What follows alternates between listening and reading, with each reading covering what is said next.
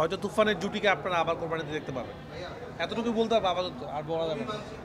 আমি তো চাচ্ছি, একটা ডিরেক্টর তো চায় তার একটা সিনেমা যেটা ব্যান্ড হয়ে গেছে সেটা মুক্তি পাক। তো 840 দিয়ে শুরু হলো এই ডিফারেন্ট টাইপের সিনেমা মুক্তি পাওয়া। আশা করছি খুব তাড়াতাড়ি অমীমাংসিত মুক্তি পাবে। না, আমার কাছে মনে হচ্ছিল যে এই কন্টেন্ট এটা আমি প্রথমে শুটিংয়ের সময় এটা একটা সিকোয়েন্সের অংশ মূলত। তো আমার প্ল্যান ছিল যে এটা আমার ফার্স্ট লুকে শেষে দিব, কারণ আমরা একটু স্টাইলটা বিদেশি করার চেষ্টা করেছিলাম। এটা কালার টোন যদি দেখেন আপনারা, বা র্যাপ সং দিয়ে এটা ফার্স্ট লুক করা। তো লাস্টে দর্শকদিকে বলার চেষ্টা করেছিলাম এটা স্যাটায়ার ভাবে যে জিনিসটা কেমন, দেশি না বিদেশি। এটা আপাতত মার্কেটিং প্ল্যান। মার্কেটিং আমার তুফান একটা ডায়লগ ছিল যে খুব ভয় পাইছি রে, ওরকম একটা ব্যাপার। এটা একটা ফানি জিনিস। আপনার যারা মার্কেটিংটা এমন কিছু হওয়া যেটা মানুষের মধ্যে যায়। অলরেডি এটা নিয়ে টিকটক শুরু হয়ে গিয়েছে যে মালটা কেমন, দেশি না বিদেশি। তো এটা একটা এরকম ব্যাপার, কিন্তু এটা একটা সিকোয়েন্সের অংশ। সিরিজটা দেখলে বোঝা যাবে এটা কেন সুমন আনোয়ার বলেছিল আসলে। সবাইকে ধন্যবাদ।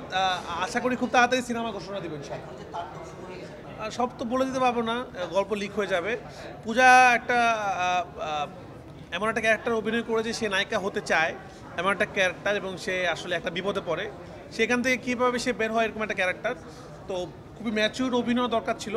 পূজা এটা খুব সুন্দরভাবে পুল অফ করেছে।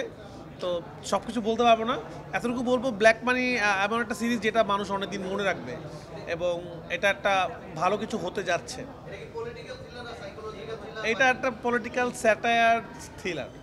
এখানে আপনি হয়তো অনেক কিছু হাসতে হাসতে আমরা কিছু বলার চেষ্টা করেছি। মানে আমার কাছে মনে হচ্ছিল যে দর্শক এটা তো আসলে বাসায় বসে দেখে, এবং আমাদের দেশে যে অশান্তি, অনেক রকমের ঝামেলা, খুনাখুনি, পলিটিক্যাল ঝামেলা, অনেক কিছু নিয়ে মানুষ এবং হতাশার মধ্যে থাকে। তা মনে হচ্ছে হতাশার মধ্যে একটা হ্যাপি ওয়াচিং ফিল পাবে ব্ল্যাক মানি দেখলে। এক টানা দেখতে পারবে, এবং একটা ঘটনা আছে এর মধ্যে।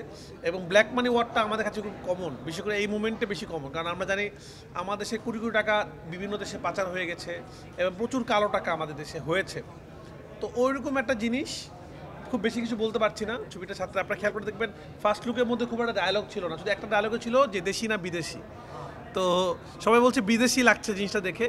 তা আমার মনে হয় বিদেশি ফিলটা পাওয়া যাবে এই কন্টেন্ট দেখলে, যে মনে হবে দেশের বাইরে কোনো সিরিজ দেখছি।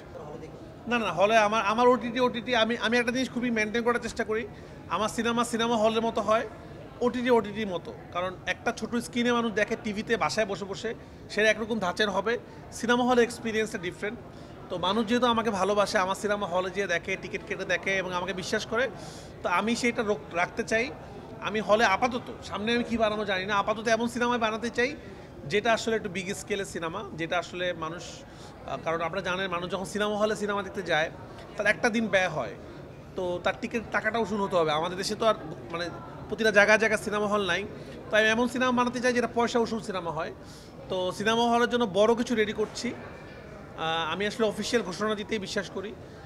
প্রডিউসাররা আপনাদের ডেকে সুন্দর করে, সেটার জন্য ওয়েট করছি। খুব তাড়াতাড়ি বড় কোনো ঘোষণা দিব ইনশাল্লাহ, এবং আমি কোরবানিতে সিনেমা নিয়ে আসছি। তো